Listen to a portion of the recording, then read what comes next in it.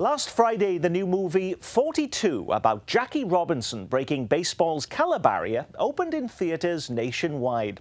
But the night before, Kansas City got a special preview at the Barry Woods AMC Theater to raise funds for the Negro Leagues Baseball Museum. They rolled out the red carpet, and Randy was on hand to see who came down it and why.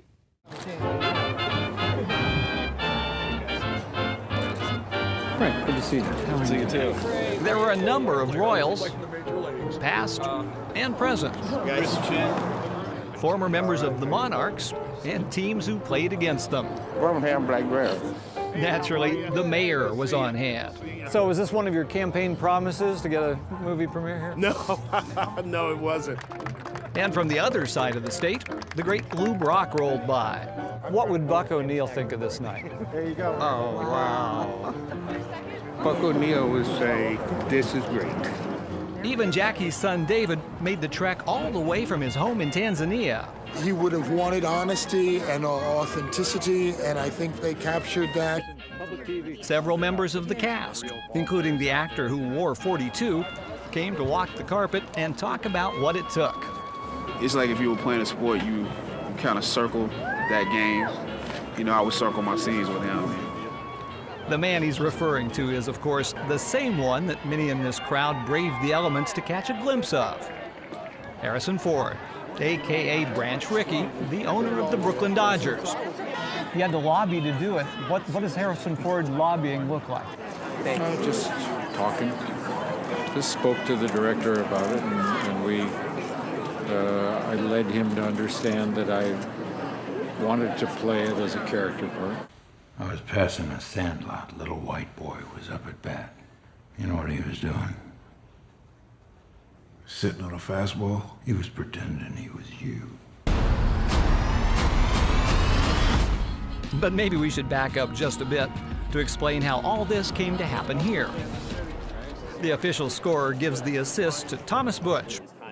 Turns out his firm, Waddell & Reed, manages investments for the movie company that made the film. Just as I was talking to Thomas Tull, the CEO of Legendary Entertainment, Bob Kendrick, president of the Negro Leagues Museum, was concurrently aware of the film and trying to find a way into it as well. And then Bob and I ultimately connected, and we got a working group together, and Legendary followed through on its commitment to bring this to Kansas City, and the community responded very, very well, and we sold it out in 6 days. It is a good week for the museum. I think any time that we can teach some baseball history is a wonderful opportunity for us, especially to reach a national audience and even to reach a local audience. I think a lot of people still take for granted that the museum is there and they think about coming down, so oh, I'll do that later. And this is another reminder that we're here. We've got some very interesting history, and now that baseball season has started, it's a great opportunity to come down and share that history. The museum has been fanning the flames of 42 fever in various ways.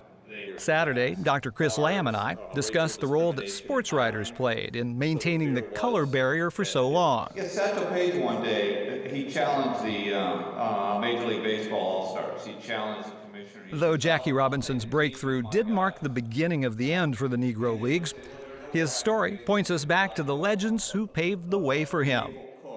Satchel Paige, Josh Gibson, Monty Irvin, and some others who had been around the Negro Leagues a long time, they were perceived to be the guys who would get the opportunity.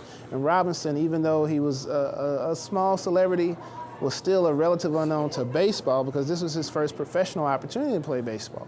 They're gonna do anything to get you to react.